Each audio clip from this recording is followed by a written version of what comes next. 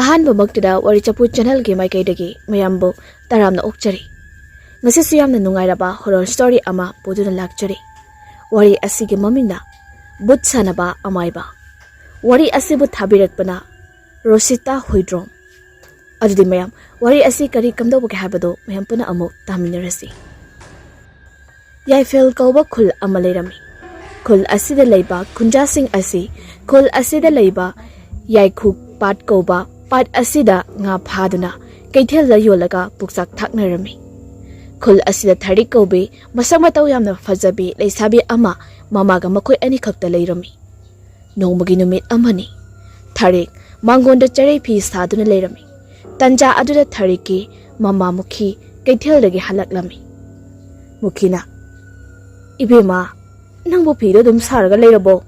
ꯋꯥꯔꯅꯤꯅꯦ ꯅꯁꯥꯗꯣ, ꯉꯥꯏꯍꯥꯛꯇꯁꯨ ꯄꯣꯊꯥꯎꯅꯦ, ꯅꯁꯥꯗꯣ ꯁꯣꯛꯄ ꯇꯥꯔꯦ ꯍꯥꯏꯕꯅꯤ." ꯊꯥꯔꯤꯛꯅ, "ꯏꯃꯥ, ꯋꯥꯗꯦꯗ, ꯍꯌꯦꯡ ꯏꯅꯦꯆꯧꯕꯤꯅꯅꯦ ꯀꯩꯊꯦꯜꯗ ꯄꯨꯕ ꯅꯪꯅꯕ ꯐꯤꯁꯦ ꯄꯤꯒꯗꯕꯅꯤ, ꯑꯗꯨꯒꯤ ꯉꯁꯤ ꯂꯣꯏꯁꯤꯟꯅꯅꯕ ꯇꯧꯕꯅꯤ꯫ ꯉꯥꯁꯤꯡꯗꯣ ꯂꯣꯏꯅ ꯁꯤꯛꯈ꯭ꯔꯕꯣ ꯏꯃꯥ ꯉꯁꯤꯗꯤ?" "ꯁꯤꯛꯈ꯭ꯔꯦ. ꯉꯁꯤꯗꯤ ꯂꯨꯛꯃꯥꯏ ꯍꯦꯛ ꯊꯥꯕꯒꯅꯦ ꯅꯨꯄꯥ ꯑꯃꯅꯅꯦ ꯄꯨꯟꯅ ꯂꯧꯈ꯭ꯔꯦ꯫ ꯉꯁꯤ ꯅꯨꯡꯗꯥꯡꯒ ꯍꯌꯦꯡ ꯑꯌꯨꯛꯀꯤꯒꯗꯤꯅꯦ ꯆꯦꯡ ꯋꯥꯠꯂꯛꯂꯕꯅꯤ." ꯇꯟꯖꯥ ꯑꯗꯨꯗ ꯌꯨꯝꯊꯪꯅꯕꯒꯤ ꯊꯥꯔꯤꯛꯀꯤ ꯃꯇꯥꯔꯣꯏ ꯁꯅꯥꯁꯨ ꯂꯥꯛꯑꯝꯃꯤ꯫ ꯁꯅꯥꯅ, "ꯏꯇꯥ ꯊꯥꯔꯤꯛ, ꯍꯌꯦꯡꯗꯤ ꯈꯨꯜꯒꯤ ꯂꯥꯏꯕꯨꯡꯗ ꯏꯕꯨꯙꯧ ꯏꯕꯦꯟꯗꯧꯒꯤꯅꯦ ꯁꯪꯂꯦꯟ ꯁꯪꯒꯥꯅꯤ, ꯑꯗꯨꯅꯅꯦ ꯈꯨꯜꯒꯤ ꯄꯥꯈꯪ ꯂꯩꯁꯥꯕꯤꯁꯤꯡꯁꯨ ꯁꯔꯨꯛ ꯌꯥꯗꯨꯅꯅꯦ ꯂꯥꯏ ꯈꯨꯔꯨꯝꯕ ꯆꯠꯅꯅꯤ ꯍꯥꯏ꯫ ꯏꯕꯥꯅꯤꯁꯨ ꯆꯠꯂꯨꯁꯤ ꯂꯥꯏ ꯈꯨꯔꯨꯝꯕꯗꯣ." ꯊꯥꯔꯤꯛꯅ, "ꯍꯣꯏ ꯌꯥꯏꯌꯦ ꯏꯇꯥ, ꯆꯠꯂꯨꯁꯤ. ꯑꯩꯁꯨ ꯏꯕꯨꯙꯧ ꯏꯕꯦꯟꯗꯧ ꯑꯅꯤꯕꯨ ꯈꯨꯔꯨꯝꯖꯅꯤꯡꯉꯤ." ꯃꯨꯈꯤꯅ, ꯆꯠꯂꯨ ꯏꯆꯥꯁꯥ, ꯑꯩꯈꯣꯏꯅ ꯈꯨꯜ ꯑꯁꯤꯕꯨ ꯀꯣꯜꯂꯤꯕ ꯏꯕꯨꯙꯧ ꯏꯕꯦꯟꯗꯧ ꯑꯅꯤꯕꯨꯅꯦ ꯆꯦꯅ ꯅꯤꯡꯒꯗꯕꯅꯤꯀꯣ ꯃꯇꯝ ꯄꯨꯝꯅꯃꯛꯇ." ꯁꯅꯥꯅ, "ꯍꯣꯏ ꯏꯅꯦ, ꯑꯩꯁꯨ ꯏꯃꯥ ꯀꯩꯊꯦꯜꯗꯒꯤ ꯍꯜꯂꯛꯂꯅꯤ. ꯅꯨꯃꯤꯠꯁꯨ ꯇꯥꯁꯤꯜꯂꯛꯂꯤ. ꯆꯥꯛ ꯏꯁꯤꯡ ꯊꯣꯡꯅꯕ ꯇꯧꯔꯨꯈꯤꯒꯦ. ꯑꯩ ꯆꯠꯂꯒꯦꯀꯣ." "ꯍꯣꯏ, ꯆꯠꯂꯣ ꯏꯇꯥ." ꯑꯁꯤ ꯍꯥꯏꯗꯨꯅ ꯃꯃꯥꯗ ꯑꯃꯨꯛ ꯑꯣꯟꯁꯤꯟꯗꯨꯅ, "ꯏꯃꯥ, ꯑꯩꯈꯣꯏꯒꯤ ꯀꯩ ꯏꯟꯁꯥꯡ ꯊꯣꯡꯁꯤꯒꯦ?" "ꯏꯕꯦꯝꯃ, ꯏꯪꯈꯣꯜꯗꯒꯤ ꯏꯃꯥꯅꯅꯦ ꯍꯦꯛꯄ ꯍꯋꯥꯏ ꯃꯇꯦꯛꯇꯣ ꯂꯩꯔꯝꯅꯤ. ꯃꯗꯨ ꯍꯦꯛꯇ ꯀꯥꯡꯁꯣꯏ ꯊꯣꯡꯖꯤꯜꯂꯨ." "ꯍꯣꯏ ꯏꯃꯥ, ꯆꯥꯛ ꯊꯣꯡꯅꯅꯕ ꯇꯧꯔꯒꯦ ꯑꯩꯁꯨ. ꯏꯃꯥꯁꯨ ꯈꯣꯡꯒꯨꯜ ꯍꯥꯝꯗꯣꯛꯄꯤꯔꯨ ꯂꯥꯎ." ꯑꯁꯤ ꯍꯥꯏꯗꯨꯅ ꯏꯃꯨꯡꯗ ꯆꯪꯈ꯭ꯔꯤ꯫ ꯑꯁꯨꯝꯅ ꯅꯨꯃꯤꯗꯥꯡ ꯑꯗꯨ ꯆꯥꯛ ꯊꯣꯡꯕ ꯂꯣꯏꯔꯗꯨꯅ ꯃꯃꯥ ꯃꯆꯥꯗꯣ ꯆꯥꯛ ꯆꯥꯃꯤꯟꯅꯔꯝꯃꯤ꯫ ꯊꯥꯔꯤꯛꯅ, "ꯏꯃꯥ, ꯍꯌꯦꯡ ꯑꯌꯨꯛ ꯉꯟꯅ ꯑꯃꯃꯉꯥꯟ ꯁꯤꯟꯅꯔꯛꯄꯒꯤ ꯑꯗꯨꯋꯥꯏꯗꯅꯦ ꯏꯅꯦ ꯄꯤꯁꯛꯅ ꯄꯥꯠꯇ ꯉꯥ ꯐꯥꯔꯨꯁꯤ ꯍꯥꯏ. ꯑꯩ ꯆꯠꯂꯨꯒꯦ ꯏꯃꯥ." ꯃꯨꯈꯤꯅ, "ꯀꯔꯤꯒꯤ ꯏꯆꯥꯅ ꯆꯠꯀꯗꯧꯔꯤꯕꯅꯣ? ꯏꯃꯥꯅ ꯑꯣꯏꯅ ꯆꯠꯀꯂꯨꯒꯦ. ꯑꯌꯨꯛ ꯉꯟꯅꯅꯦ ꯆꯠꯄꯁꯤꯅ ꯉꯥꯁꯨ ꯐꯥꯕ ꯌꯥꯝꯅ ꯍꯦꯜꯂꯤ. ꯏꯃꯥꯅ ꯀꯜꯂꯤꯈꯩꯗꯤꯅꯦ ꯏꯆꯥꯅ ꯆꯠꯄ ꯌꯥꯗꯦꯀꯣ." "ꯏꯃꯥ, ꯅꯪꯁꯦ ꯋꯥꯔꯦꯀꯣ. ꯅꯣꯡꯃꯇ ꯄꯣꯊꯥꯕꯐꯥꯎ ꯐꯪꯗ꯭ꯔꯦꯀꯣ. ꯅꯆꯥꯅ ꯏꯃꯥꯕꯨ ꯀꯔꯝꯕ ꯃꯇꯝꯗ ꯅꯨꯡꯉꯥꯏꯅ ꯊꯝꯕ ꯉꯝꯗꯧꯔꯤꯕꯅꯣ ꯈꯪꯗ꯭ꯔꯦ." "ꯏꯃꯥ ꯋꯥꯗꯤꯌꯦ, ꯑꯗꯨꯝꯅ ꯋꯥꯈꯜ ꯍꯦꯟꯖꯤꯟꯅꯁꯨ ꯈꯟꯒꯅꯨꯁꯦ. ꯏꯃꯥꯁꯨꯅꯦ ꯄꯣꯊꯥꯅꯕ ꯇꯧꯔꯒꯦ. ꯅꯪꯁꯨ ꯀꯣꯜꯂꯤꯛꯁꯤꯡꯁꯦ ꯂꯣꯏꯁꯤꯟꯕ ꯂꯣꯏꯔꯒ ꯅꯤꯡꯊꯤꯅ ꯄꯣꯊꯥꯅꯕ ꯇꯧꯔꯣ." ꯑꯁꯨꯝꯅ ꯆꯥꯛ ꯇꯣꯛꯂꯗꯨꯅ ꯀꯣꯜꯂꯤꯛ ꯋꯥꯏꯔꯝ ꯂꯣꯏꯁꯤꯜꯂꯗꯨꯅ ꯄꯣꯊꯥꯔꯝꯃꯤ꯫ ꯑꯍꯤꯡ ꯑꯗꯨ ꯍꯧꯈꯤꯗꯨꯅ ꯅꯣꯡꯉꯥꯜꯂꯛꯄꯒꯤ ꯑꯃꯝ ꯑꯉꯥꯟ ꯁꯤꯟꯅꯔꯛꯄ ꯃꯇꯝꯅꯤ꯫ ꯄꯤꯁꯛꯅ ꯃꯨꯈꯤ ꯈꯣꯏꯗ ꯂꯥꯛꯇꯨꯅ ꯄꯥꯠꯇ ꯉꯥ ꯐꯥ ꯆꯠꯅꯅꯕ ꯍꯧꯗꯣꯛꯂꯝꯃꯤ꯫ "ꯃꯨꯈꯤ, ꯅꯪꯕꯨ ꯂꯣꯏꯁꯤꯟꯕ ꯂꯣꯏꯔꯕꯣ? ꯊꯦꯡꯉꯛꯑꯦꯅꯦ. ꯅꯣꯡꯉꯥꯜꯂꯛꯄꯅ ꯍꯥꯜꯂꯅꯤ. ꯆꯠꯂꯁꯤ ꯂꯥꯛꯑꯣꯅꯦ." ꯃꯨꯈꯤꯅ, "ꯂꯣꯏꯔꯦ ꯏꯆꯦ. ꯑꯩꯁꯨ ꯉꯁꯥꯏꯅꯅꯦ ꯊꯧꯔꯥꯡ ꯇꯧꯕ ꯂꯣꯏꯔꯕꯅꯤ. ꯆꯠꯂꯁꯤ ꯂꯥꯛꯑꯣ." ꯑꯁꯤ ꯍꯥꯏꯗꯨꯅ ꯃꯌꯨꯝꯂꯣꯝꯗ ꯑꯃꯨꯛ ꯑꯣꯟꯁꯤꯟꯗꯨꯅ, "ꯏꯕꯦꯝꯃ, ꯏꯃꯥ ꯆꯠꯂꯨꯈꯤꯒꯦ. ꯅꯤꯡꯊꯤꯖꯅ ꯂꯩꯔꯝꯃꯨꯀꯣ." ꯑꯁꯤ ꯍꯥꯏꯗꯨꯅ ꯄꯥꯠꯂꯣꯝꯗ ꯑꯗꯨꯃꯨꯛ ꯆꯠꯂꯝꯃꯤ꯫ ꯄꯤꯁꯛ ꯑꯃꯗꯤ ꯃꯨꯈꯤ ꯄꯥꯠꯄꯥꯟ ꯌꯧꯔꯛꯇꯨꯅ ꯉꯥ ꯐꯥꯅꯅꯕ ꯏꯟ ꯆꯤꯡꯂꯝꯃꯤ꯫ ꯃꯇꯝ ꯑꯗꯨꯗ ꯄꯥꯠ ꯃꯄꯥꯟ ꯑꯗꯨꯗ ꯃꯈꯣꯏ ꯑꯅꯤ ꯈꯛꯇ ꯅꯠꯇꯅ ꯀꯅꯥꯁꯨ ꯂꯩꯔꯝꯗꯦ꯫ ꯃꯨꯈꯤ ꯑꯃꯗꯤ ꯄꯤꯁꯛ ꯃꯈꯣꯏ ꯑꯅꯤ ꯏꯟ ꯑꯗꯨ ꯃꯐꯝ ꯈꯔ ꯂꯥꯞꯅ ꯏꯟ ꯑꯗꯨ ꯆꯤꯡꯅꯔꯝꯃꯤ꯫ ꯑꯁꯨꯝꯅ ꯃꯨꯈꯤ ꯃꯇꯣꯝꯇ ꯅꯥꯀꯟ ꯑꯃꯗ ꯏꯟ ꯆꯤꯡꯂꯤꯉꯩ ꯃꯇꯝ ꯑꯗꯨꯗ ꯃꯨꯈꯤꯒꯤ ꯅꯥꯀꯟꯗ ꯅꯛꯅꯅ ꯀꯅꯥꯒꯨꯝꯕ ꯃꯤꯑꯣꯏ ꯑꯃꯅ ꯂꯣꯡꯈꯣꯞ ꯇꯥꯟꯕꯒꯤ ꯃꯈꯣꯜ ꯇꯥꯔꯛꯂꯝꯃꯤ꯫ ꯃꯨꯈꯤꯅ, "ꯃꯤ ꯈꯔꯁꯨ ꯉꯥ ꯐꯥꯕ ꯂꯥꯛꯅ ꯃꯥꯜꯂꯤ. ꯑꯩꯈꯣꯏ ꯈꯛꯇ ꯉꯟꯗ ꯂꯥꯛꯄ꯭ꯔꯕꯨ ꯃꯤ ꯑꯇꯩꯁꯨ ꯂꯥꯛꯄ ꯑꯣꯏꯔꯦ. ꯑꯁꯤꯅ ꯀꯅꯥꯕꯨ ꯑꯣꯏꯔꯕꯖꯥꯠꯅꯣꯅꯦ?" ꯑꯁꯤ ꯈꯟꯗꯨꯅ ꯂꯣꯡꯍꯨꯞ ꯇꯥꯟꯕꯒꯤ ꯃꯈꯣꯜ ꯇꯥꯔꯤꯕ ꯑꯗꯣꯝꯗ ꯌꯦꯡꯊꯣꯛꯂꯨꯕ ꯃꯇꯝꯗ ꯀꯅꯥꯁꯨ ꯂꯩꯔꯝꯗꯦ꯫ ꯃꯨꯈꯤꯅ, "ꯀꯔꯤꯅꯣꯅꯦ ꯑꯩꯕꯨ ꯍꯧꯖꯤꯛꯇ ꯇꯥꯈꯤꯕ ꯃꯈꯣꯜ ꯑꯗꯨꯕꯨ? ꯋꯥꯈꯜꯅ ꯑꯣꯏꯔ ꯃꯥꯜꯂꯤ." ꯑꯁꯤ ꯈꯟꯗꯨꯅ ꯏꯟ ꯑꯗꯨ ꯃꯈꯥ ꯇꯥꯅ ꯑꯗꯨꯃꯛ ꯆꯤꯡꯂꯝꯃꯤ꯫ Tanja asida nupi amana angang poduna pat ki mapan aduda mukhi ki manak nakna angak ama nausung isay saklaga sambagi makol amamuk taraglami. Mukhina kanano ni hauju phaw nung phaw wanganji patpana sida angang sumliba siba amukta yengki asi khanduna angang sumbagi khonjal tariba mafam adomda kuyeng yenglami adubu mukhina yengthokluba matamda makok yaudaba nupi amana angang amabu mathada jejet konduna pamduna patpan aduda hangat handa chattuna naksum isai saktuna leramlibado mukhina urami. Mukhi makok yaudaba nupi ado ubada kibana masa ado niklami. Nupi aduna lairiba mafam ado lanthokduna pisakki manakta chatpha phaw amadi pisakpu kau phawba ngamlamdi. Mukhina karinone aigi mitta uriba mayam siba. He isor nasagi punsi se ngasina loiba tarabra. Aigi numi churo mali ngasi si asi khandana mamitagi mapi lepa leitana sintharakduna makhon thokdana kapjeram. Mukhina ai asumda leirabadi aigi punsi loiba tari mai bun chukhatuna iche pisakki manak tamda chatlagi. Mukhi maikhet lauthokduna manak adwaida leiba napi akangba khara laukhatuna mai tharami. Asamna mai thabadagidi naksum isai saklamba adu lepkhrami. Mukhi masado kina makok yaudaba nupi adu leibra haiduna amuk yenglubada makok yaudaba nupi adu pad aduda tapna kumtharaduna angang aduga ising aduda puna lukkhirami. Mukhi gi matau ado ubada masada angakpa kaya ama phawrami. Mukhi nupi ado mangkhibadagi pisakna inchingriba adomda tamna iche iche kauduna pisakki manak tamna pakhada laami. Pisakna haima kaidori mukhi nang yam pakhana laklibadi nga jawga pharabo nangbo. Iche ai nga gamta phadre yamda karase iche ayam kiri iche. Haima kaidobu yauragi nangna nasado ipapa kalidubo karigi kiri bano. Iche aina inchingduna leiringai matamdane makok yaudaba nupi ama thengnari. Aina mai chukhatluba matamda nupi ado isingda lukhri ayamna kiri iche yamda karase. Haima adugibu karigi kirino iche leirisidi nongsunga lakadori. Nangsunga do khara pharagane hanna patausi aikhoina kirine na leirabadi charai henba tabani. Chumi iche mafam asida aidi amuktane haina sumakok yaudaba nupi do thengnaraktri aduna isase yamna kiri pakatpana lori isase. Karisu kiruno mi atai kharasune ngahan wai makok yaudaba nupi ama thengnayenane haiduna mayam haina khibani. Mamangai matam amada aikhoina yum panbaga kuitringaidane nupi mirolbi nupi ama hida irang aduna sikhi habani ado amo mathi phongbani karisu khalunu. Asumna haukidana nongsunga lakli khul aduda leiba mi ataisu pat aduda nga phaba mathang laknarami. Mukhi su pisakki manak khara nakna in adu thaduna nga khradi pharami. Pisakna mukhi aikhoi su chananaba tawrasi kaithel kaba thenglani aidi nga si yolaga ne chingwan ga dawribani ayuki sing so amata lehodribani. Hoi se chatlasi kaithel da puduna nga si yolurasi asi haiduna kaithel tamda chatuna nga sing adu yonduna loina sitkhirami. Somdana thari ayuk ado sa insang thongduna lang saktuna mamabu halakpa ngairami. Tanja aduna mukhi su kaithel dagi halaklami. Tharikna ima ngamta pharaktrabo ngasidi phare e patagi kaithel dana dum chatlaba lupa chama sile ingasidi.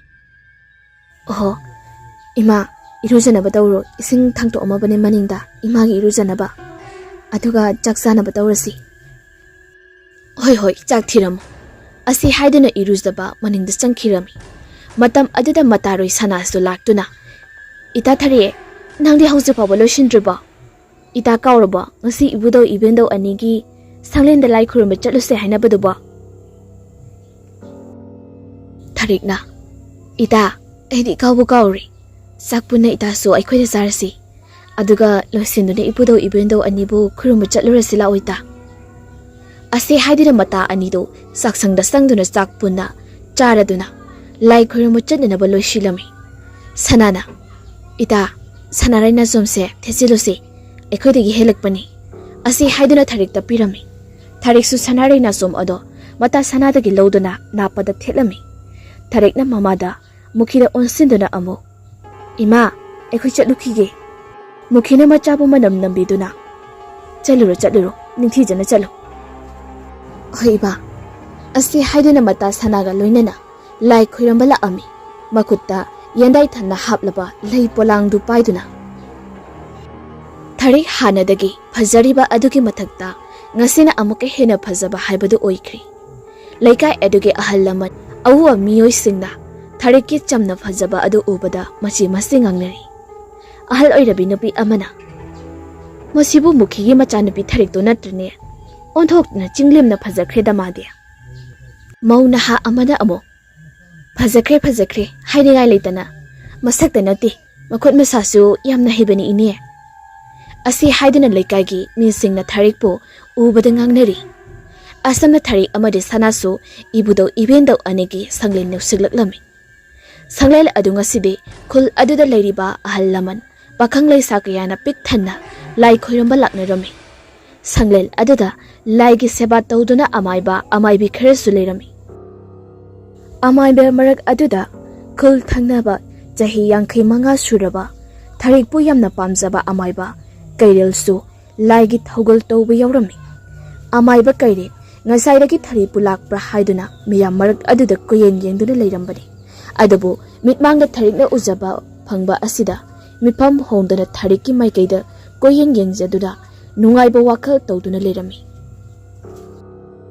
Tarik Amadi Sanasu Ibudo Ibendo Anigi Kubam the Sangduna Lai Kurum Jeremy Tarik na Lai Kurumba Loiduna Tolak Bamatamda AMAIBA Kairilna Ibema Amutangayko Asi Haiduna Kauda Ami Ozamaiba Kari Lerege AMAIBA Kairilna Hailay Karase Se Sipuko Hailay Karaputorok Duna Pira Ami Tarik Wakaristo Ngandana Kairil na pirak ni bahay laya dulaw na tumina la ame. Tanja asida ikang kangaudana. Nupa amada tarik na tingzilami. Nupa aduna. Sokpro. Asi haiduna tarik po hugot pirami. Mataw adu ubada AMAIBA kairil de. Sauning ba na nupa aduda munna yengduna adu maglirami. Ihari. Sokti ibo. Nupa aduna tarik po uzaba matamda nungsiba paurami. Nupa aduna. Izalgi mingbo kari koge Sanana Itagina Tarik Aigina Sanakawi Ado Ibungidi Nupa Aduna Aigiri Parigawi Sigi Tangnaba Kulsidagini Sanana Atudi Aikoyamucha Lukigi Asi Haiduna Tarik Kariso Hairamdana Jadkirami Pari Tarik Nestat Kiba Maikida Munna Yengduna Lerami Tanja Aduda Kul Aduda Laibi Laisabi Aribi Paribu Pamzabi AMAIBI Ibe Lai Tarika Parigagi Matodu Yingduna Masigi Tarik Haibi Nupise Kanganidina Egi Pamubabu Pagitoba Sardana Kangnidana Nang Asi Haiduna Amok Singduna Lairami Asamda Numit Adusto Haukirami Matangi Numitki Numidang Wairamni Pari Tarik Pulumba Tarik Koigi Lekai de Laklami Somda Tarik su Paribu Ningsingzaduna Nungsiba Pauliklami Matam Aduda Sana Laktuna Ita Maningi Inilembi Koida Basamta Timinaruse Asi Haiduna Tarik bu Hobala Ami Tarik Tabak Pana Jilabasu Mata Sana Nungai Kiroi Kanduna Hoi Haiduna Makoi Ani Punala Ami Mata Anido Lambido Sum Lakpada Parisu Tengnirami Sanana Ibung Kaida Zalino Asi Haida Hanglami Sungkoy Panida Nakogi Kulsida Lerang Amayingba La Ambanida Asi Haiduna Tarikta Yengjerami Sanana Karamba Lerang no ne Itana Koinigi Matause Asuloine Kangiko Kokpongdong Naro Apambado Tarikna Kaino Itanang Haiduba Sanana Asuloine Kangi Bema Asamna Wari Sanaringe AMAIBI Ibe Lena Surami Ibe Lena Karino Masigi Pari Haiba Pakangasi Ay lomba lakpa malaga mana Tarika Wari Sanarisiba Kangidana Tarik Nangbudi Aina Asi Haiduna Akapa Minok Amanok Lami Asamna haukiduna numidangi matamni. Amaibi ibelei mayongge maningda pochai khara thamduna. Lai afataba sanaba hauruklami. Ibelei haizaba mahi khara sonduna lai afataba ama kaurumi. Lai afataba adusu ibelei ki marakta laktuna. Karigino, nangna ibu mafam asida kauribadi. Ibelei na, aina nangbu kauribadi. Yum asige makha thangbada tharik haibi nupi ama leibani. Mabu hatoktuna naginasin chak oijaro. Asi haiduna tharami. Somda tharik sak tokladuna maningda kolik phenglami. Tanja aduda yena kharumdagi kanagumba amana phaklanglomdagi sethaduna yenglakami. Tharik phaklangda leiriba adubu uraduna. Kananune amuba ama sethaduna leptuna leiribasibo. Amta yenglokhigi. Asi khanduna lartin ama paiduna yena khromda laami. Lai fataba adu mai pustilakpadagi mangkhirami. Tharik yenglubadadi kanasu lairamdi. Tharik wakhalna oira male khanduna kolik adu phingba loisananaba tawrami. Matam aduda maningi inkhulda mi amana santanbagumna hai haiduna lairibada urami. Tharikna kanano haiduna kaurami. Santaliba adugi manak tamna Tharik lartel ama paiduna changsilami. Adubu Tharikna changsilaba matamda haujikta santanduna lairamba amuba adu mangkhirami. Tharik matau adu ubada ingangakna pakana imungda sensinduna tumba changlami. Ahingi matamni nupi ama kaptuna thong hangdo o haina kaptuna thong adu thili. Adu mukhina mikap tholakpa matamda mapa chanarami. Mukhi pu haugatuna machanupi oiraboi khanduna thong adu hangtoklami. Thong adu hangtokluba matamda kaplamba nupi adu somangda leptuna leirami. Mukhina ibema kaidoribani mapanda changlo o imungda. Asi haidana amubagi manakta changsilami. Adabu amuba ado tapna sumchatkirami. Hanna phawa yenglamdana. Mukhi amuba adugi matung sum inaduna.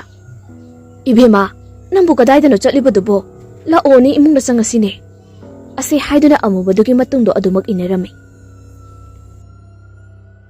Amuba adu inkolgi hainau pambi adugi makhongda phamthaduna mamai adu khumjinduna hik launa kapdana amuk leikhirami. Mukhina ibema nana kaplibudubu kaigino thengin laone. Asi haiduna amuba adugi makhut ado tap paiduna chinglai. Matam aduda mukhina pariba khut ado tatkhirami. Mukhi khutnama ado khak paiduna lehorami. Mukhi mataw adu ubada ima haina laurami. Tanja aduda phamduna leiramba amuba ado yengkhalakpa matamda makyat isang sangba mami yaudaba tamthiraba saktamda yengkhalaklami. Mukhi kibana yumda chensinge haiduna onthorakpa matamda mamai sit nanba nupi ama leptuna amuk leirami. Mukhi kibana lawba phawba ngamlamdi.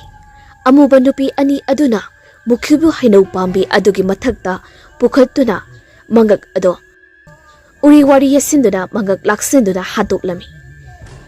Mukhi lawba sungamda khudak aduda ariba sor honkhirami.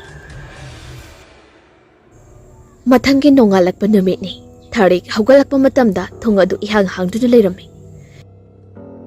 Tharikna kaino aikhoi masibu inchingmuga chakharjala. Nan khaidi hairamnaga chatpani. Thongsitu ihang hangduna leirami. Karino ne aikhoi masiba. Asi haiduna Tharik iruza maithajaduna sak thongnanaba mamangi inkolda insang hekpa laklami. Tharik insang hekpa inkolda sanglakpa matamda uri. Hainau pambida urina yasiduna mamana siduna leiramliba adu. Tharik mamana leiramliba phibam adu ubada pakhatna.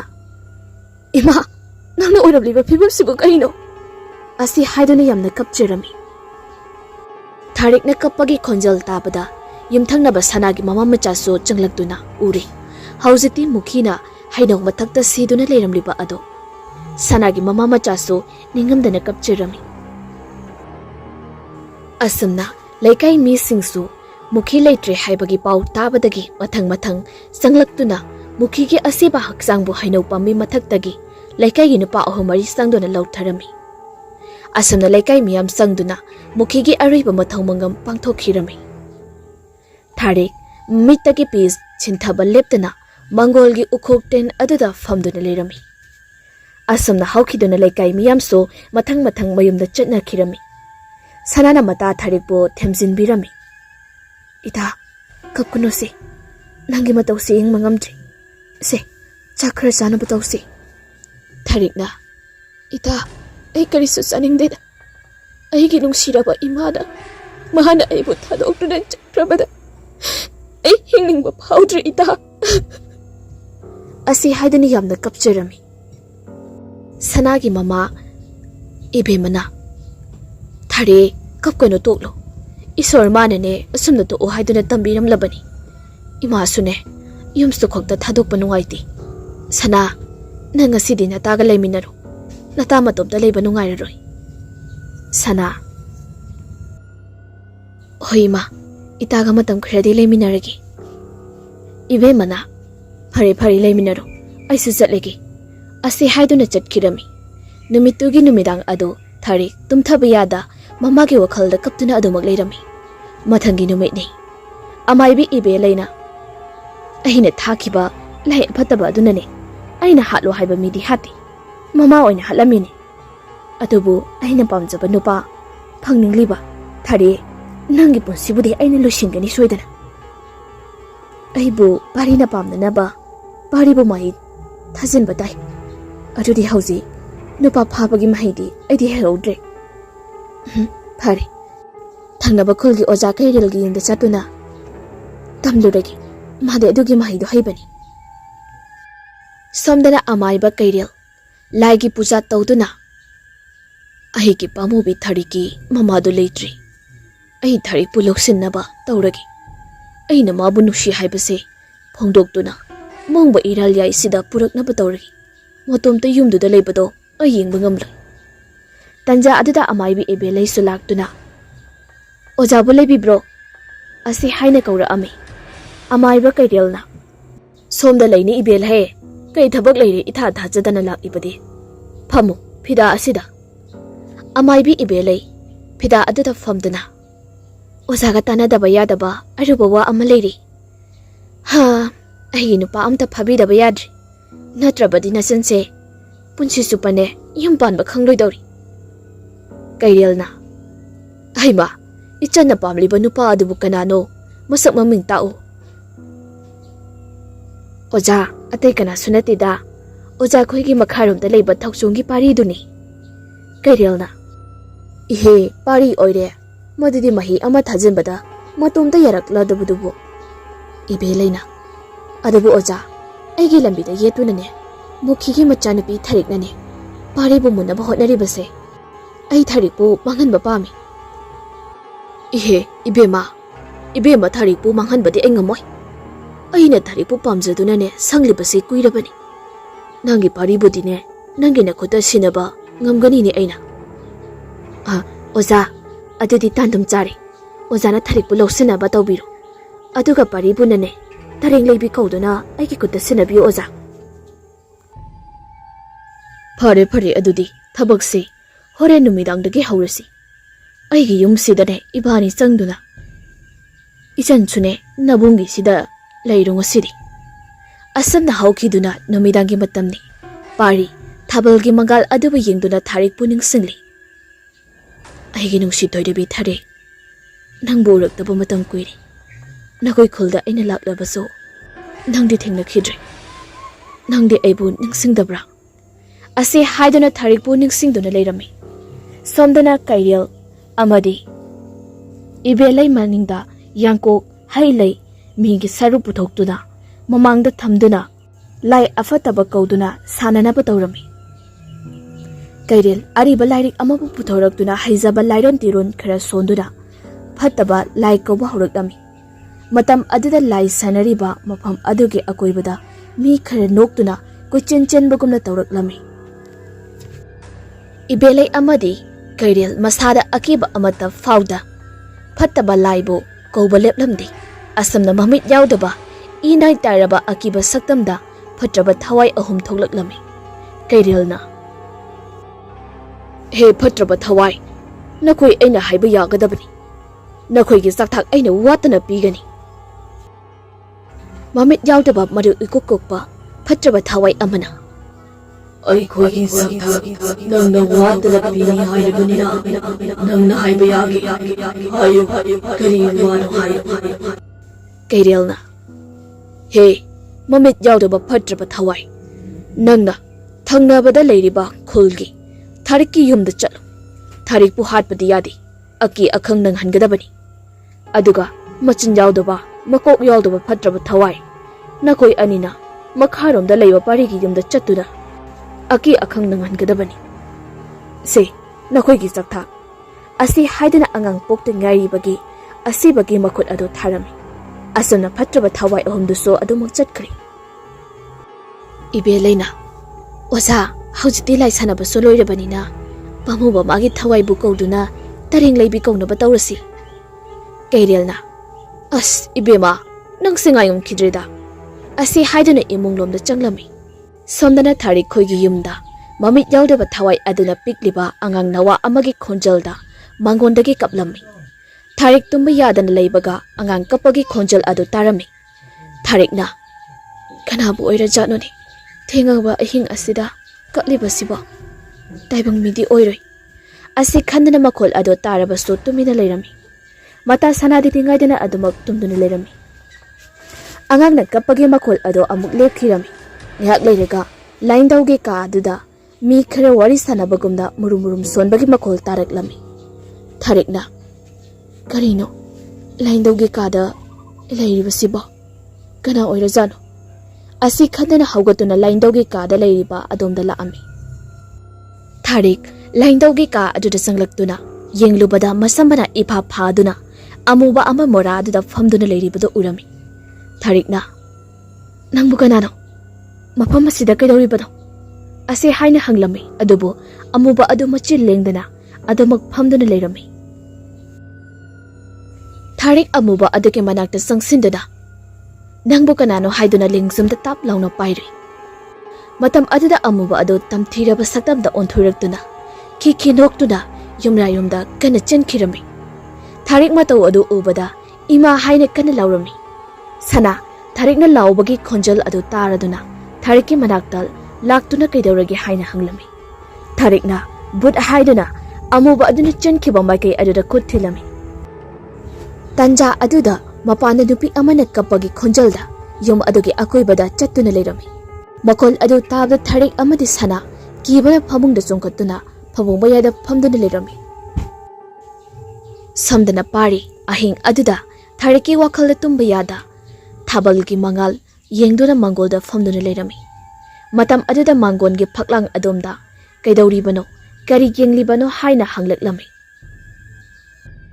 ꯄꯥꯔꯤꯅ ꯀꯅꯥꯅꯣ ꯍꯥꯏꯅ ꯐꯛꯂꯥꯡ ꯑꯗꯣꯝꯗ ꯂꯥꯛꯇꯨꯅ ꯌꯦꯡꯂꯝꯃꯤ ꯃꯇꯝ ꯑꯗꯨꯗ ꯀꯅꯥꯁꯨ ꯂꯩꯔꯝꯗꯦ ꯀꯅꯥ ꯑꯣꯏꯔꯕꯖꯥꯠꯅꯣ ꯑꯩꯒꯤ ꯋꯥꯈꯜꯅꯔꯅꯤ ꯍꯧꯖꯤꯛ ꯇꯥꯔꯤꯕꯗꯨꯕꯣ ꯑꯁꯤ ꯈꯟꯗꯨꯅ ꯂꯩꯔꯤꯉꯩ ꯃꯇꯝ ꯑꯗꯨꯗ ꯃꯥꯡꯒꯣꯜꯒꯤ ꯌꯨꯝꯊꯛꯇ ꯃꯤ ꯈꯔ ꯆꯠꯄꯒꯨꯝꯅ ꯇꯧꯔꯛꯂꯝꯃꯤ ꯄꯥꯔꯤꯅ ꯇꯝꯅꯔꯤꯕ ꯍꯥꯏꯕꯗꯨꯔꯅꯤ ꯁꯤꯕꯣ ꯈꯪꯅꯤ ꯑꯁꯤ ꯍꯥꯏꯗꯨꯅ ꯏꯃꯥ ꯏꯃꯥ ꯍꯥꯏꯗꯨꯅ ꯀꯧꯗꯨꯅ ꯃꯃꯥꯕꯨ ꯍꯧꯗꯣꯛꯂꯝꯃꯤ ꯄꯥꯔꯤꯒꯤ ꯃꯃꯥꯁꯨ ꯃꯤꯀꯞ ꯊꯣꯛꯂꯛꯇꯨꯅ ꯌꯨꯝꯊꯛꯇ ꯆꯠꯂꯤꯕ ꯃꯈꯣꯜ ꯑꯗꯨ ꯇꯥꯔꯝꯃꯤ ꯄꯥꯔꯤꯒꯤ ꯃꯃꯥꯅ ꯀꯔꯤ ꯃꯇꯧꯅꯣ ꯇꯧꯔꯤꯁꯤꯕꯨ ꯈꯟꯗꯨꯅ ꯏꯕꯨꯡꯉꯣ ꯈꯣꯏꯖꯨ ꯂꯩꯈꯥꯝꯗꯣ ꯑꯝꯇ ꯊꯥꯗꯣꯛꯎ ꯑꯁꯨꯝꯅ ꯍꯥꯏꯔꯝꯃꯤ ꯄꯥꯔꯤ ꯆꯥꯛꯁꯪꯗ ꯆꯪꯗꯨꯅ ꯈꯣꯏꯖꯨ ꯂꯩꯈꯥꯝ ꯊꯥꯗꯨꯅ ꯌꯨꯝ ꯑꯗꯨꯒꯤ ꯑꯀꯣꯏꯕꯗꯨ ꯊꯥꯗꯣꯛꯂꯝꯃꯤ ꯐꯠꯇ꯭ꯔꯕ ꯊꯋꯥꯏꯁꯤꯡ ꯑꯗꯨ ꯈꯣꯏꯖꯨ ꯂꯩꯈꯥꯝ ꯊꯥꯗꯣꯔꯛꯄꯗꯒꯤ ꯂꯩꯕ ꯉꯝꯗ꯭ꯔꯗꯨꯅ ꯃꯐꯝ ꯑꯗꯨ ꯊꯥꯗꯣꯛꯇꯨꯅ ꯆꯠꯈꯤꯔꯝꯃꯤ ꯁꯝꯗ ꯀꯩꯔꯦꯜꯒꯤ ꯌꯨꯝ ꯑꯗꯨꯗ ꯂꯪ ꯑꯍꯤꯡꯕ ꯈꯔꯒ ꯂꯣꯏꯅꯅ ꯌꯨꯝꯌꯥꯏ ꯑꯗꯨꯗ ꯄꯥꯔꯤꯒꯤ ꯊꯋꯥꯏꯕꯨ ꯀꯧꯅꯅꯕ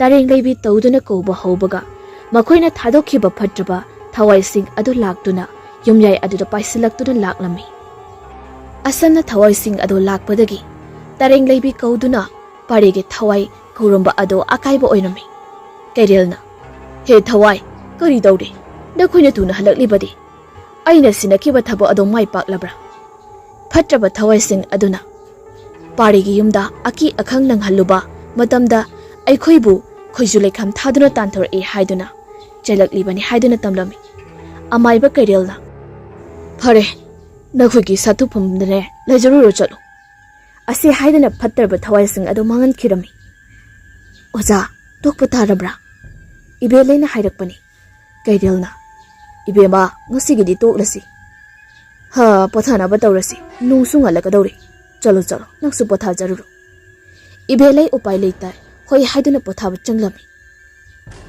असमना अहिंदुसो हौखिरमी मथंगी नुमितनी नुंथिलगी मतमनी तारीख फीस थादुना लेरमी तंजा अदुदा लेकाय अदुगी मने पिसक्तुना इबे मथरे नंबु फी सारमलिब्रो हौजिकती फीगसे कैथेल योनबा सेति हाइने होइने सेल्सो अमता लेट्री करी तौगदबनो खंद्रेदा सुफमसु लेतबगा हैमा पातगी इंजिंगदुनने nga yonge yolodana ine sumating pangba kay sungamde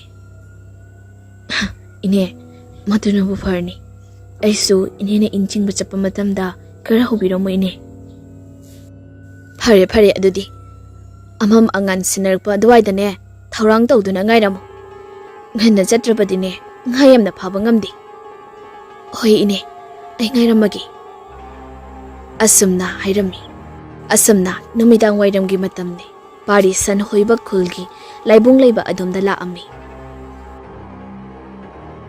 matam aduda ibelai lai ki sakthak thanaba singjugi mayal heibi mana hektuna leringaida pari laknebada urami ibelai na pari sidam ta laune kenom ta haige asi haiduna kaurami pari na ije bele ebu kobro khido biarge Kaisu tawdida nang busan hoy balak liro hoy ze kidorage nang ni ze ko buda ko gono mingoy na dum ko ado hinong da wam ta haigina engondagi ise na sahi taru mo ahlamne adugi sum ko bane kari haigi abnu se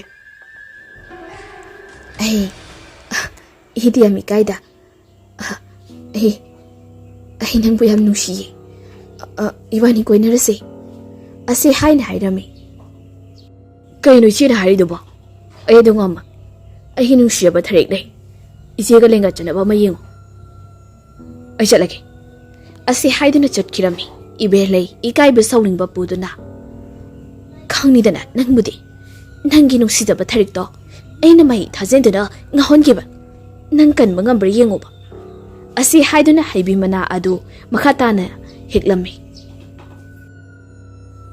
Nomidangi matamni sana amadi tharik saksami na dana leirami tharik na ita hayengdi ayungana injing busat patare ine pisaka sanana aisu ita punna injing budo yauge ko tharik na ita nangse lairabi kana sulai chitrabi aige mating pangmude wari ko Wadida ida nang se kaisuna tabada wakalam na khanjale chaktum cha those nganna tumnaba adugane hayengan hawat pangamnaba ase haiduna saksarami somdana kairelgi yumda amaibi ibelaiga oza aigi ningba se amukta thungalo paribo aigi ifamda sinabi oza keri sukhalunuda modugibo champra ama puthoraktuna se champra se losilo Masi asam banati. Champrasi nang napam jariba mahakine mon makhada thamo. Oza maiba champrasi aidi matau karamna pari gi mon makhada thamluni. Amaiba kairelna. Ibe manang se amaibi oirakliba se kuirabani. Nang su onthokna pangkheda ko. Adubo ja karamna champrado thamlu dawribano. Madugibu kari sukhaluno ibani na sarariba laise paregi yumda thajinduna paribune kauthokrasi ngasi ahing makhoyumdane aki akhang nanghalingi matam aduda nangna parigi imungde sangduna de champrado thamnaba hono hoine oza madu yaine oza nangse onthokna losing leikreda ko ase haiduna noklammi ahing nongyai misik miracle ta draba matamni Matam aduda kairel amadi ibelei lai afataba sananaba kairel gi yumgi maningda lai sanabada changadaba pochai putoktuna sem sarami kairel na ngasidine shoren apum oina thajinsi aikoina ngahan makhai sanariba lai asidine mapangal yamna soli ibeleina adubo aja Nahan ke akhoi na sanariba lai singdugi matau karamda soirena mapan gin kandori bano amaiba kairel na soirel ase achamba nati lamta thangjage ahingdane siba soirel gi khubido sizina dunene sanaga dawri bani madam se thank you na bani oza hauna batawrasi hoi hoi asi haiduna soirel gi khubi adu lang ahingba amana kisinduna CHAPHU ahingba amada haptuna lairon tilon sonba hauruklami he apumba soiren nakoi gi thawai egi khubak nungda leirabani law thorau asi haiduna kaurami matam aduda mafam ado angang nawa amana kapagi makhol taraklami kairel sumachinda lairon sonba leplamdi ibelai amaibi ama oijarabasu ngasi tawrakliba maung asida masa adu hainajaramdi ngihak leiraga kairel gi mamangda angang nawa mapi thongdraba ama CHAPHU ahingba adudagi phallawna chungthoraklami angang soirin aduna he amaiba karigino nanga inkoni aina ngonda wafam ama haigi aina haiba wasi yadaba thoklabadi nagi thawaibu aina phajinduna thamgani matam pumnamakta ahi thawaibu phajin nagi apamado kali hayo yum asigi makharumda pari kauba ama lebani magi yumda changduna aki akhang nang hangadabani hoi adugo aigi sakha soidana pigada nadrabade nakoi ani gi pusi loigani khawin kairelna thabaktuda pangthoklusu chalo sorel adusu hoi haibagumna makharum maikaida chatkirami kairelna ibelai nang supari gimda chalo ai thariki thawai bune kaunana ba puja tokigi nangi tharik to ko lambu helabadine ngauduna phaiduna chenena ba tawba tabani hatokpadi yadrabani na aisu chatlagi ase haiduna chatkirami somdada ahing adida parigi yungi phaklangda angang nawa amagi khonjalda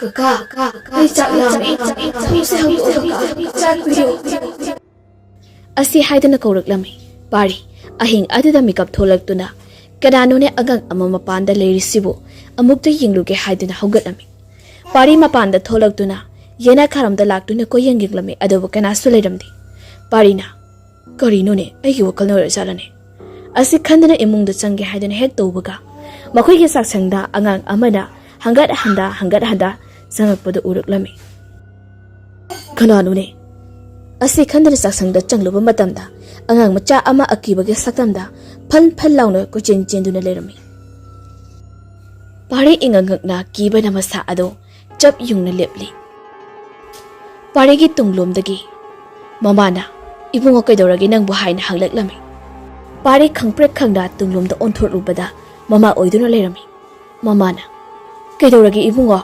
kaidori mino nang sida pari saksangda kut thinduna angang haiduna haidaklami mamado saksangda sangduna yenglubada kanasu leiramdi kanasu leitena kadaidagi angang no ahingsida bu ibungo pari onthoktuna yenglubada angang ado leiramdri pari ingangakna karino khanduna leirami mamana tumula o thengi haiduna machabu tumhalami pari magi mitmangda ukibado karino khanduna tumthaba yaramdi somda amaibi ibelai pari gi yongi thongado hangdokpa ngaiduna sambal marumda lumduna lerami ibelaina aikhoina thakiba soren adobo yum onana changkhaba jalani aibu champrase thangamdana tokladrani tanja asida maning lomdagi kaidori bano kanano yenglibado haina haidaklami belai kanara haiduna mamit ado onthoraktuna yengluba matamda sakpham kairaba akiba sakphamda amuba ama leptuna lerami ibelai leramliba phibam ado ubada khangprek khangda lauduna sambal aduda longna tushilami amuba adusu ibelai gi manakta tapna nakselaklami ibelaina haizaba ma hai sonduna amuba adu batan thokna batawrami amuba adu nokfet tawna nang na ai wai sana ai sakha thakira hauzi nang gi thawai bu ai gi chak thak ta asi haidina khakna doklami Ibelay kina may kay khangdana chelaklammi. Matam aduda Ibelay gi mamangda amuba adu leirami. Ibelay na. Ay thawai da dikanbiyo. Ay thawai da dikanbiyo. Asi haidana kapchurami. Amuba adu khangna noktuna Ibelay bu manakta leiba wa amada mabukta lengduna hatoklami. Somda Kairelna Thariki thawai bu kaunaba Lairon tilol kaya ama sonduna laimu ama kaurami. Laimu aduna Nangna ibu kauriba karigi. Mabangda nangna ibu kauraga nagi thabak sisinaba chiriga. Aigi thawaibu phajinduna thamada. Kairelna Hoi Aina nagi thawaibu phajinduna thami. Adubu Aina pamjariba tharikpu aigi nakta purakpa ngamlabadi nangi thawaibu aina maning khatam hangani.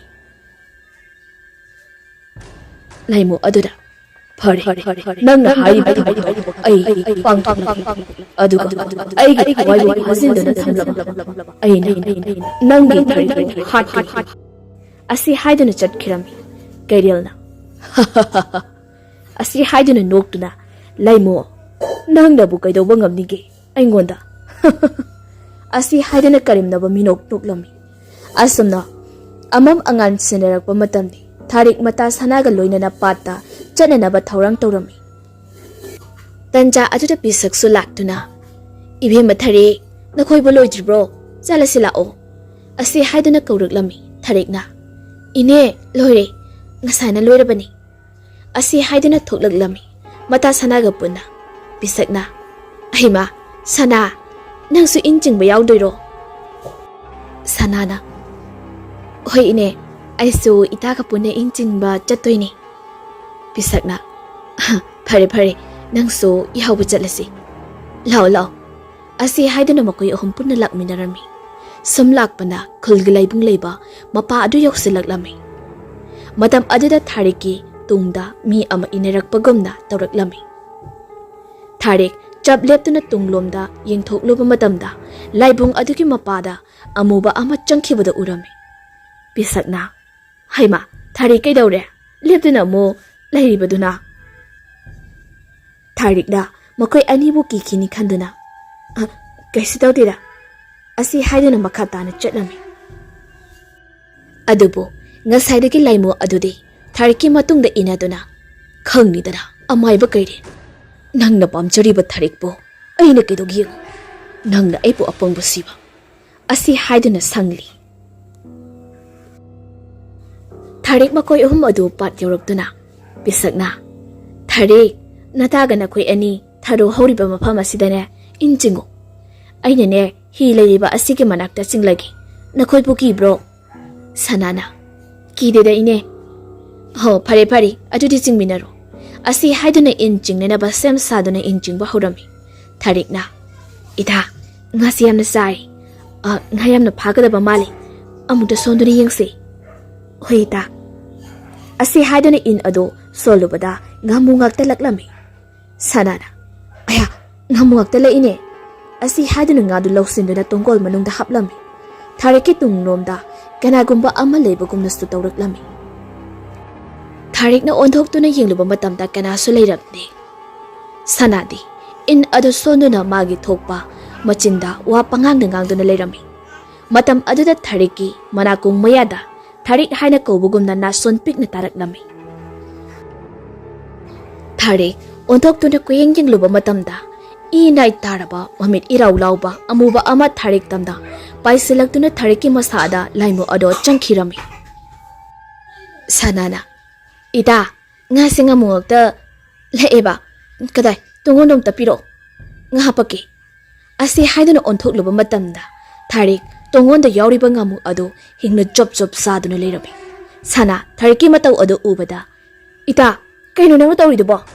Asi haiduna Thariki makhut ado phairaba matamda Tharik sauna mamit ado khana yenglalami. Sanana Thariki matau ado ubada pakhanda ine kauduna pisake manak tamna chensilaklami. Tharik mamit ado ngorong ongkhattuna sanabu tanaraklami. Sana pisake manak chelaktuna Ine ayam kire aibu mukta kanbiyo ine. Asi haiduna yamna kaplami. Bisakna Aima Tharikti kaidorage nangbo asi haina hanglami Tanja aduda Tharik mamit ado khana yengduna sanage manakta sangsilaktuna sanabu pat aduda chingtharami Bisaksu Thariki oiriba matau aduda ingangakna Karino ne Thari nangna tawridubo thado oni nangbo se asi haiduna sanage makhutubu thadonana bakkanna yalami Sanana Ine aibu mukta kanbi Ine aibu mukta kanbiyo Asi haiduna koilaw lawrami Tharik na sanagi mangaksam ado paiduna ising aduda namsilami Bisakna Tharik thado o se thado haibane Asi haiduna Thariki makhutbu phanaba tawrami Tharik mami khada yengduna bisakpo sapukana inthoklami Somda sana lawbu sungamda yamna wana china ado khanglami Bisak upay leita patpan aduda kana lebagi amukta kanbiyo haiduna koilaw lawrami Tanja aduda lang kaiba lakpa nupa khara lawbagi makhol adu tabada bisakna leiriba adomda laklami Nupa sing adusu uri hojikti Tharik na sanabu ising manung aduda namsinduna leiriba ado Nupa sing aduna patpan aduda kumduna Tharik pu namdana makut masa sing ado phazalami Sana wana sormapi honduna wana China khanglambi Bisakna sanabu samduna patpan aduda pukhatlami Tharik mamit khana yengduna hotkani aina hotkani Asi haiduna yamda solami Nupa sing aduna Tharik pu phaduna yumda puraklami Asumna nong adusu ngalaklami Thariki maong matau adu laikai miyam sangduna yenglerami Sana sumayumda mi kharana senaduna pothalami Tharikna Ei thado Ei chatlage Asi haiduna koilaw lawrami Laikai adugi ahal oirabi nupi amana Nupi masa asigi matawse ayamna singnay Chalo nakoy kanano matane makharonggi amaiba do amta kawrusu chalo Tharikna Aibu thado Natrabadi nakoy loina hatkani Asi haiduna lawrami Tharikpu miyam sangduna makhong mukut ado punduna amaiba lakpa ngairami Somdana thangnabagi khulda amaibi ibelai Tamthiba misida siduna lerami haina rami Ibelai sibagi pau ado amaiba kairel na sutarami kairel na Onthokpani da ibelai nangbu aina kanbadi ngamhaudri Adubu Tharik nangbu aigi oinabadi hotnagani Warigi thawaibu aina lawgari Asi haiduna akhaba minok ama noklami Paristo Thariki mapau ado taraduna Thariki yumda laklami Pari Tharikna wakal choidabi amagumna leiramliba phibam adu ubada nungaitena kapchirami Tanja aduda amaiba thoibasu Thariki mayumda laami Amaiba thoiba Thariki mayum aduda kuyeng yengtuna karino ni khanduna masada hainadaba amadi faurami Amaiba thoibana Nakoi amukta handu nupi masa ase ay amukta yengge mayam adu handoktuna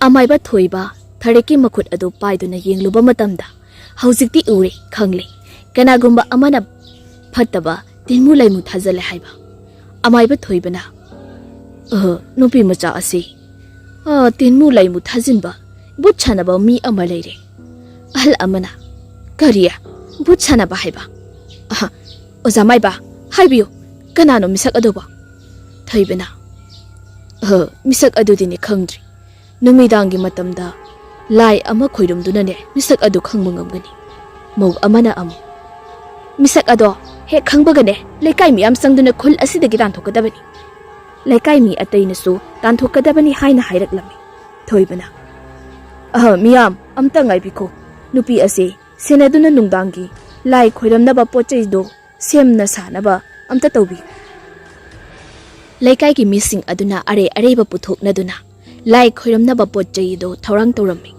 Tharik kappa lawba tawduna koilaw lawduna leirami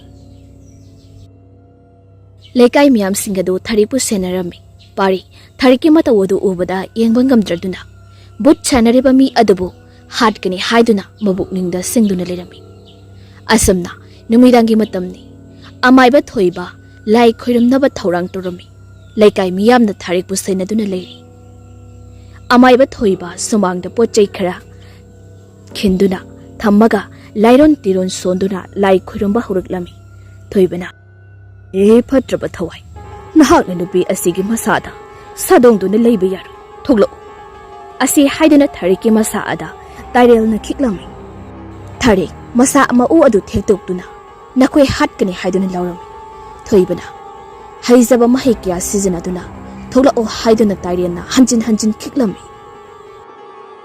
ꯂꯥꯏꯃꯨ ꯑꯗꯨ ꯊꯥꯔꯤꯛꯀꯤ ꯃꯁꯥꯗ ꯂꯩꯕ ꯉꯝꯗ꯭ꯔꯗꯨꯅ ꯊꯣꯛꯂꯛꯂꯝꯃꯤ ꯊꯥꯔꯤꯛ ꯃꯁꯥ ꯑꯗꯨ ꯊꯦꯛꯇꯣꯛꯇꯨꯅ ꯒ꯭ꯌꯥꯟ ꯃꯥꯡꯗꯨꯅ ꯂꯩꯃꯥꯏꯗ ꯇꯥꯈꯤꯔꯝꯃꯤ ꯂꯩꯔꯤꯕ ꯃꯤꯑꯣꯏꯁꯤꯡꯅꯗꯤ ꯂꯥꯏꯃꯨ ꯑꯗꯨ ꯎꯔꯝꯗꯦ ꯊꯣꯏꯕ ꯃꯇꯣꯝꯇꯅ ꯎꯔꯝꯃꯤ ꯊꯣꯏꯕꯅ ꯂꯥꯏꯃꯨ ꯑꯗꯨꯒꯤ ꯊꯋꯥꯏ ꯑꯗꯨꯕꯨ ꯐꯥꯖꯤꯟꯗꯨꯅ ꯍꯥꯏꯌꯨ ꯅꯪ ꯀꯅꯥꯅꯣ ꯅꯪ ꯀꯅꯥꯅ ꯊꯥꯔꯛꯄꯅꯣ ꯑꯁꯤ ꯍꯥꯏꯗꯨꯅ ꯍꯪꯂꯝꯃꯤ ꯂꯥꯏꯃꯨ ꯑꯗꯨ ꯍꯥꯏꯌꯨ ꯍꯥꯏꯕ ꯁꯨꯡꯌꯥ ꯌꯥꯔꯝꯗꯦ ꯊꯣꯏꯕꯅ ꯍꯟꯖꯤꯟ ꯍꯟꯖꯤꯟ ꯍꯪꯕꯗꯒꯤꯗꯤ ꯂꯥꯏꯃꯨ ꯑꯗꯨꯅ ꯍꯥꯏꯔꯛꯂꯝꯃꯤ ꯑꯩ ꯊꯪꯅꯕ ꯈꯨꯜꯒꯤ ꯑꯃꯥꯏꯕ ꯀꯩꯔꯦꯜꯅ ꯊꯥꯔꯛꯄꯅꯤ ꯐꯠꯇꯕ ꯇꯤꯟꯅꯨ ꯂꯩꯃꯨ ꯀꯌꯥꯕꯨ ꯑꯃꯥꯏꯕꯤ ꯏꯕꯦꯂꯩꯒ ꯀꯩꯔꯦꯜꯒꯅ ꯁꯥꯟꯅꯗꯨꯅ ꯊꯥꯖꯤꯟꯕꯅꯤ ꯍꯥꯏꯅ ꯋꯥꯐꯝ ꯄꯨꯝꯅꯃꯛꯇꯨ ꯍꯥꯏꯗꯣꯔꯛꯂꯝꯃꯤ ꯊꯣꯏꯕꯅ ꯐꯔꯦ ꯅꯪꯒꯤ ꯊꯋꯥꯏꯗꯤ ꯑꯩꯅ ꯊꯥꯗꯣꯛꯄꯤꯔꯕꯅꯤ ꯑꯔꯥꯞꯄ ꯃꯐꯝ ꯑꯃꯗ ꯁꯥꯊꯨꯞꯂꯨꯔꯣ ꯑꯁꯤ ꯍꯥꯏꯗꯨꯅ ꯊꯥꯗꯣꯛꯈꯤꯔꯝꯃꯤ ꯑꯃꯥꯏꯕ ꯊꯣꯏꯕꯅ ꯃꯃꯤꯠ ꯑꯗꯨ ꯇꯞꯅ ꯄꯥꯡꯊꯣꯔꯛꯇꯨꯅ ꯂꯩꯀꯥꯏ ꯃꯤꯌꯥꯝ ꯑꯗꯨꯗ ꯋꯥꯐꯝ ꯄꯨꯝꯅꯃꯛꯇꯨ ꯇꯝꯂꯝꯃꯤ ꯂꯩꯀꯥꯏ ꯃꯤꯌꯥꯝ ꯑꯗꯨꯅ ꯕꯨꯠ ꯁꯥꯟꯅꯕ ꯑꯃꯥꯏꯕ ꯑꯗꯨ ꯇꯥꯟꯊꯣꯛꯀꯗꯕꯅꯤ ꯂꯥꯛꯑꯣ ꯃꯥꯒꯤ ꯌꯨꯝꯗ ꯆꯠꯁꯦ ꯍꯥꯏꯗꯨꯅ ꯂꯩꯀꯥꯏ ꯃꯤꯌꯥꯝ ꯑꯗꯨ ꯍꯨꯞꯇꯨꯅ ꯀꯩꯔꯦꯜꯒꯤ ꯌꯨꯝꯗ ꯂꯥꯛꯑꯝꯃꯤ ꯃꯌꯥꯝꯒꯤ ꯃꯔꯛ ꯑꯗꯨꯗ ꯄꯥꯔꯤꯁꯨ ꯀꯩꯔꯦꯜꯕꯨ ꯍꯥꯠꯀꯅꯤ ꯍꯥꯏꯗꯨꯅ ꯁꯥꯎꯅ ꯂꯥꯛꯂꯤ ꯁꯣꯝꯗꯅ ꯑꯃꯥꯏꯕ ꯀꯩꯔꯦꯜꯅ ꯑꯩꯅ ꯊꯥꯈꯤꯕ ꯂꯥꯏꯃꯨꯗꯨꯕꯨ ꯍꯧꯖꯤꯛ ꯐꯥꯎꯕ ꯂꯥꯛꯇꯦꯅꯦ ꯀꯩꯗꯧꯔꯕꯖꯥꯠꯅꯣ ꯑꯩ ꯑꯃꯨꯛꯇ ꯌꯦꯡꯒꯦ ꯑꯁꯤ ꯍꯥꯏꯗꯨꯅ ꯂꯥꯏ ꯁꯥꯟꯅꯕ ꯍꯧꯅꯅꯕ ꯁꯦꯝ ꯁꯥꯔꯝꯃꯤ ꯇꯟꯖꯥ ꯑꯗꯨꯗ ꯁꯥꯎꯕꯅ ꯃꯩ ꯍꯧꯔꯕ ꯃꯤꯌꯥꯝ ꯑꯗꯨ ꯂꯥꯛꯇꯨꯅ ꯀꯩꯔꯦꯜꯒꯤ ꯏꯃꯨꯡꯗ ꯆꯪꯗꯨꯅ ꯊꯤꯔꯝꯃꯤ ꯃꯤꯑꯣꯏ ꯈꯔ ꯏꯃꯨꯡꯗ ꯆꯪꯗꯨꯅ ꯌꯦꯡꯂꯨꯕ ꯃꯇꯝꯗ ꯑꯃꯥꯏꯕ ꯀꯩꯔꯦꯜꯅ ꯇꯧꯔꯝꯂꯤꯕꯗꯨ ꯎꯔꯤ ꯀꯩꯔꯦꯜ ꯄꯥꯈꯠꯅ ꯆꯦꯟꯒꯦ ꯍꯥꯏꯅ ꯇꯧꯕꯒ ꯅꯨꯄꯥ ꯑꯃꯅ ꯐꯥꯗꯨꯅ ꯁꯨꯃꯥꯡꯂꯣꯝꯗ ꯄꯨꯊꯣꯔꯛꯂꯝꯃꯤ ꯅꯨꯄꯤ ꯑꯃꯅ ꯅꯪꯅ ꯂꯥꯏ ꯊꯩꯖꯤꯟꯗꯨꯅ ꯃꯤꯒꯤ ꯄꯨꯟꯁꯤꯕꯨ ꯃꯥꯡꯅꯅꯕ ꯁꯤꯟꯕ ꯍꯥꯏꯗꯨꯅ ꯃꯃꯥꯏ ꯑꯗꯨꯗ ꯈꯨꯄꯥꯛꯅ ꯊꯥꯔꯝꯃꯤ ꯀꯩꯔꯦꯜ ꯑꯩꯕꯨ ꯑꯃꯨꯛꯇ ꯉꯥꯛꯄꯤꯌꯨ ꯑꯩ ꯌꯥꯝꯅ ꯂꯥꯟꯈ꯭ꯔꯦ ꯑꯁꯤ ꯍꯥꯏꯗꯨꯅ ꯈꯣꯏꯔꯝꯃꯤ ꯄꯥꯔꯤꯅ ꯀꯔꯤꯒꯤ ꯂꯥꯟꯕ ꯑꯁꯤ ꯍꯥꯏꯗꯨꯅ ꯀꯩꯔꯦꯜꯕꯨ ꯃꯤꯌꯥꯝ ꯆꯪꯗꯨꯅ ꯐꯨꯔꯝꯂꯤ